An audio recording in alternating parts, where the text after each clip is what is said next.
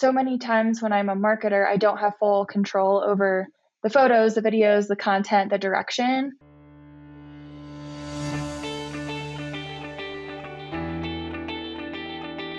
And I want a good show, damn it.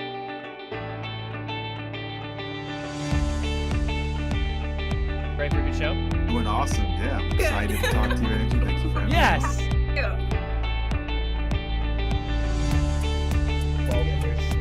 I've always been doing big into archery, and my dad said, "Hey, you guys want to start an archery store?" Yes, that's how it was. Andrew, yes, of course, let's do this together. Hello, everyone. Welcome to another episode of the E-Comm Show.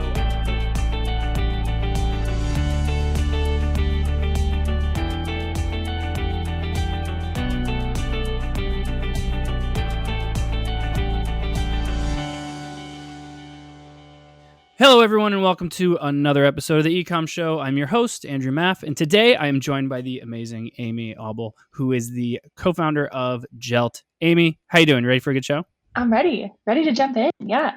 Yes. I'm super excited about this. I know this is like the business is based out of Montana, which I love.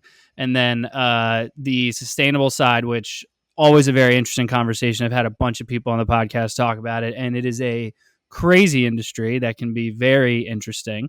So very excited to have you on the show. I like to start out in the super stereotypical way and just kind of let you kick it off. Tell us a little bit about your background, where you've been, and then we'll get into Jelt and take it from there. Lovely. Thanks so much, Andrew, for having me on. Really, all the things that I do now tie back to sustainability. It's what I'm really passionate about. That kind of plays out in two different ways. One, I do marketing for sustainable brands, and the other, of course, is Jelt, which you mentioned. And Jelt makes belts from recycled plastic specifically. And so really I think the passion for sustainability started by just spending a lot of time outdoors and realizing that these areas need to be protected. And if I love spending so much time in them, it's hard not to feel like a greater tie to the earth. But then you also see how that plays out in the other things that you're doing. So I started looking at my lifestyle habits and were those sustainable? And then I love marketing because I think it's a great opportunity to tell stories. It's what I went to school for. I worked for a tech company for a few years in marketing before starting my own agency. And I love the storytelling aspect, but I realized that I don't think we all just necessarily need more stuff. And so how do I sell products that I am proud of, that I'm excited about? My favorite products that I think are sustainable, they just reduce single-use items. So they're things you're going to buy anyways, but maybe you don't have to buy them every time. My favorite example is just a razor that I work with called Proof Razors, and they're aluminum. And so essentially you'd never have to buy another plastic razor. You can have this one razor for the rest of your life. And so, just started diving more into sustainability. And then about a year ago, had the opportunity to purchase Jelt from its original owner alongside my brother, whose name is Andy. And it was a great opportunity to learn what it's like to be the owner of an e-commerce business. And as anyone who's listening probably knows, all the fun things that come along with that. And so Jelt is based in Bozeman, Montana, which is just a fun place to be. I myself am in Flagstaff, Arizona, but I was just in in Montana a few weeks ago. I'm there quite often. So the brand itself, like I said, the belts are made from recycled plastic. They're low profile, so they're really thin and stretchy. Some of them are like one size. So we have like extra small to large, and they're like size to fit. So they're non-adjustable. And then we have two different lines that are also adjustable as well. So you can kind of like a one size fits most, and then can adjust it. And those are just really comfortable. And the brand is really centered around being outdoors. So they're great for hiking pants, ski pants. But I also I'm wearing one today. I wear them at the office all the time too. And it's just a great mission behind the company we are trying really hard to do everything as locally as we can. I think that's a huge part of sustainability. So those are the starting information about Jelt. Yes. Gotcha. Nice. So obviously, you guys acquired the business a little over a year ago. What attracted you to it, excluding the sustainability side? Because that can be a pretty difficult industry to get into. Yeah, there were a couple of things that were really attractive about Jelt. One was that I've learned how important it is, no matter what you're selling, that the product has to be really, really good. It can't, especially if it's in the True. sustainability realm, you can't just count on consumers buying it because it's sustainable. It has to be a really good option too. And so after seeing the belts and testing them out and trying them, I was like, I actually really enjoy these belts. I think they're a great product. It was also a good opportunity to like dip our feet in what it was like to own an e-commerce business in this way. My brother had owns two other e-commerce businesses, and this was one that he could advise on and I could run. And that was just like an opportunity that I couldn't pass up. And then we also had some like exciting ideas about where we could take the future of the business. We're coming out with a new product in July, which is really exciting. And so when we saw the business that had a foundation of sustainability and sustainable belts, we also thought about what other products could we make using these processes that would be sustainable. And the original owner, Jen, had just done a really good job of building brand reputability. We've been featured in tons of outdoor magazines. It's a really well-known name in Bozeman. And so it had a really great foundation to start things off. Nice. So the interesting side of this also being that your background in the marketing area. So what is it about Jelt that made you feel like, oh, I can just run wild with this thing? I think it was at that time, over a little over a year ago, I really wanted to do marketing for sustainable brands. And I was working with some sustainable brands, but they weren't all in the sustainable realm. And I knew if I really wanted to like cater to a sustainable business owner, what better way to do that than to be a sustainable business owner myself. And so on one hand, it was a great learning opportunity and has been. But on the other hand, I think it's so many times when I'm a marketer, I don't have full control over the photos, the videos, the content, the direction. But I felt like if I had control over the strategy of things and had a great foundation for the brand, I felt like I could do what was needed to continue to sell Jelt belts well. Yeah. Nice. So the sustainable side, very difficult, very interesting area. The concept of sustainability can be, I think sometimes, I don't want to say misconstrued, but can be sometimes, let's say like misinterpreted, right? So it could be completely, net zero. It could be you're actually giving back to a certain extent. Like, so what does the sustainability side mean to you? Yeah, I feel like sometimes sustainability is kind of bullshit. Like you have to be careful because like organic, like it's overused now. Of course, yeah, and there are so many brands that want to look sustainable, and so it was really important to me that if we were going to produce new products, that they were focused on being made in the U.S. And that's such a big part of sustainability in my mind. For example, if Jelt belts, they're all assembled in Montana, they're sewn in Montana. The belts that we have right now are great, but I knew with any future product, I wanted like more clarity on the products that were being used in or like the recycling process of any new products, and to do as much of that in the US as we possibly could. And so, if you recycle something, but it's recycled overseas and then it's brought here, how sustainable is that? And so really with our new product, I'm excited because it is really, really focused on US domestic manufacturing. And so we have found a sewer who is really close to Bozeman, Montana, who has sewn all of our new product for us and has sourced every possible piece of material from the US for this new product that he could, because I knew that's such a big part of sustainability. So the material that we're using is called EcoPacks, and it's a product that I'm really proud to use. It's made from recycled water bottles. The company's based in the US, and there are like 20 water bottles made for every yard of EcoPack material. And there literally isn't a facility that recycles, takes plastic and turns it into materials here in the US. Like there isn't one.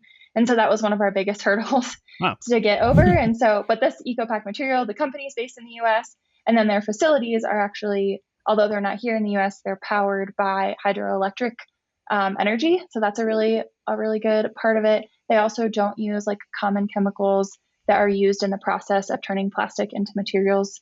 Usually that process uses VOCs, and their process does not. And then they have really high standards for the working conditions of their facilities. So it's the best that we could do with the resources in the US, which I'm really excited about.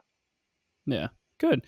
Yeah, I find that in the US, we're trying, but we're just not there yet. Like everything's kind of like we're sustainable adjacent, right? Mm-hmm. Like it's always interesting. It's been a very common, every time we've had someone on the podcast that has a sustainable background, it's always like we're like not as good as we want it to be, but we're kind of limited on the options. Are you taking it as far as well as like the packaging and shipping and all that fun stuff? Like what about once the product's actually ordered? Yeah, the products are, especially our new product, is just going to be available through our website. It's such a tricky road working with Amazon. We ship all of our belts right now in like recycled material packaging, which is great. Yeah. If you run through Amazon, you don't have full control over the packaging that is used. So it's another great reason to shop direct from source. But yeah, we ship everything in recycled material packaging, which is great. We've looked into a few net zero shipping options and aren't using one yet. But it's really cool that they're out there. Most of them are done through like carbon offsets, which is great. But that's a really cool option that we could improve on. And then I don't think I've mentioned this, but Jelt is a certified B Corp, and we also do 1% back for the planet. So I think it's really important to like pursue those certifications, because in a world where there is a lot of greenwashing, it's great to have those certifications just to show that like, hey, we're doing the things that we can with what we have. So yeah. From a business perspective, in terms of revenue coming in, all that fun stuff, is a majority coming through the website, or is it Amazon, or is it somewhere else? Like, tell me a little bit about that. Yeah, it was we were slightly more on the website than we were on Amazon.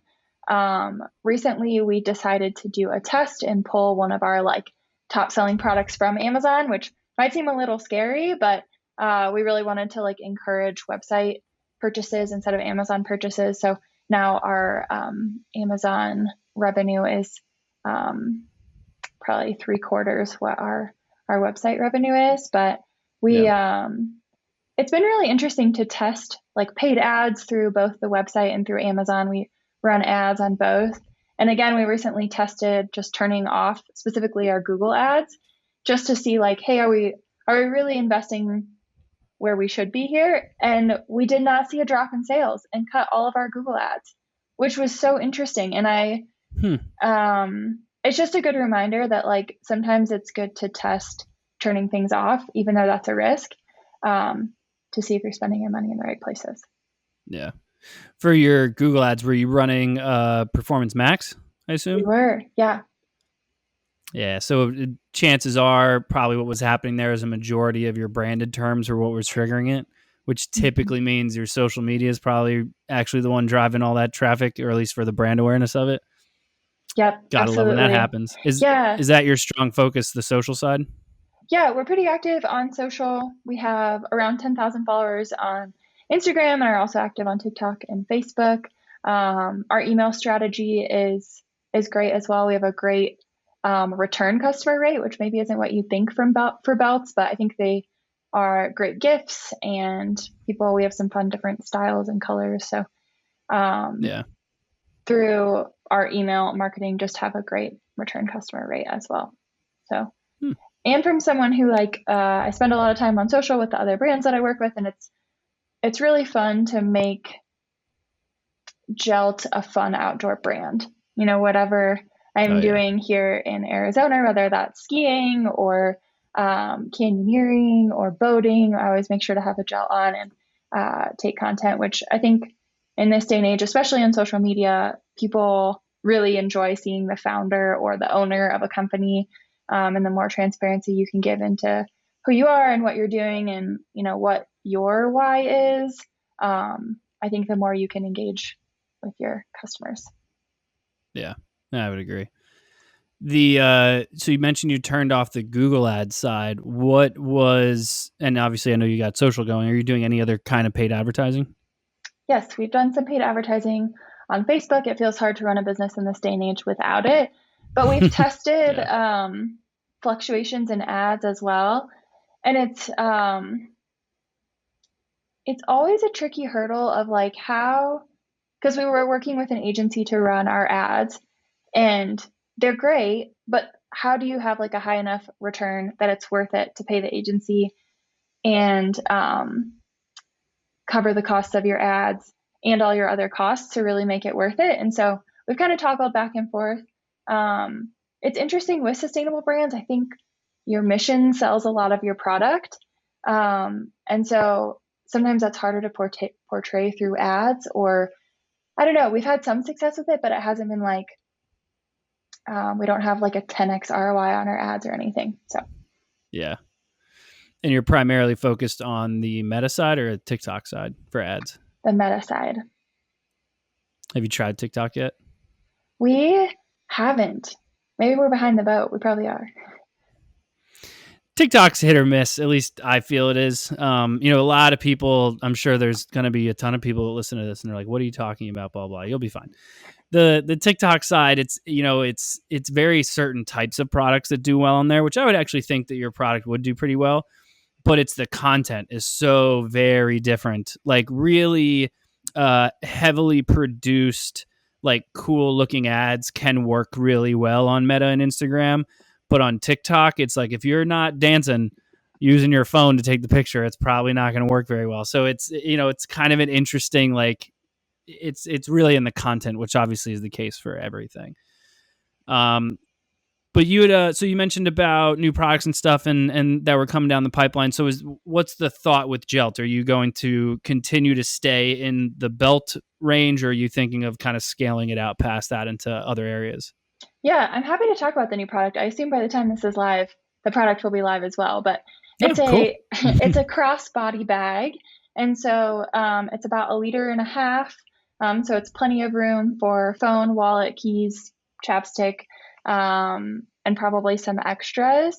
And so it's also, like I said, made from the EcoPack material, still recycled material, which is great. And really the motivation behind it was just to test because we have such a loyal customer base, there are, I feel like so many people that are loyal to the Jelt brand, which is really great. Can we test other products that are made from recycled materials?